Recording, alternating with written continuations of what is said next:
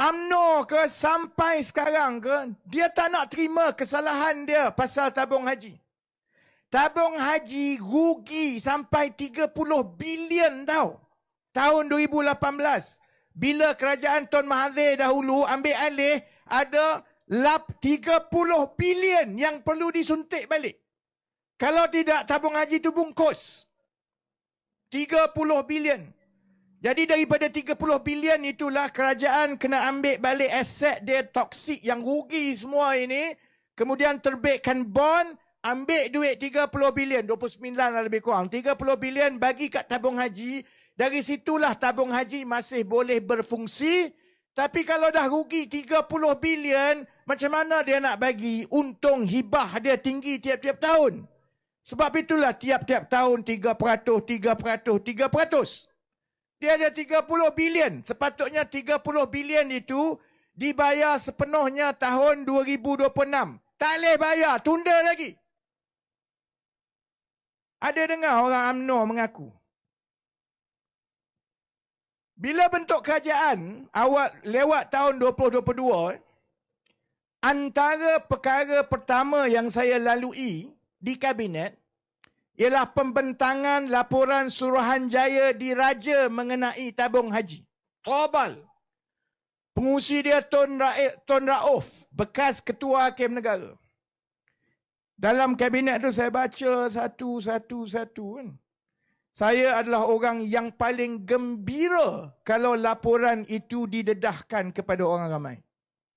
Sebab semua yang saya cakap tu ada kat dalam tu.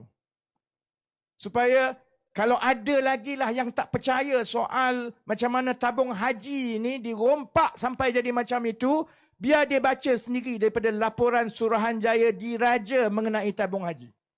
Saya memang nak laporan itu keluar, tapi saya tak tahu apa yang berlaku. Kita boleh nampak UMNO semua tak nak laporan itu keluar. Sebab kalau laporan itu keluar, saya ingat sampai bila-bila UMNO cakap banyak sikit saja, orang rujuk kepada apa yang telah berlaku tabung haji. Yang malangnya Perdana Menteri pergi bersetuju dengan UMNO, jangan dedahkan. Sebab itu sampai sekarang tak dedah, saudara-saudari.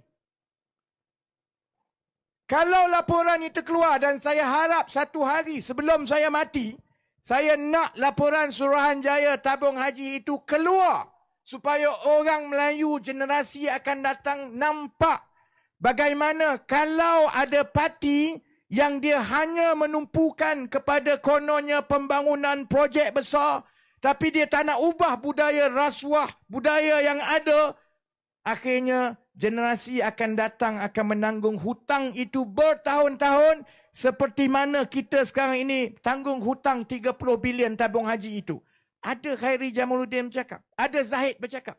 Ada On bercakap. Sebab itu saya dalam kempen ini jadi susah. Kita nak hentam sana, kita nak hentam sini. Hentam boleh. Tapi kita tahu bahawa generasi akan datang satu hari nanti. Bila dia tengok semua, dia kata kamu semua ni tak boleh pakai. Sama saja. Masa UMNO buat salah dengan tabung haji, bila masuk kerajaan PH yang tolong tutup. Kerajaan PH yang tak nak dedahkan laporan Suruhanjaya Diraja tabung haji. Kerajaan PH yang tolong bagi nyawa kepada BN supaya BN boleh naik. Sekarang ini, BN UMNO nampak kuat dia Johor, dia gaduh balik.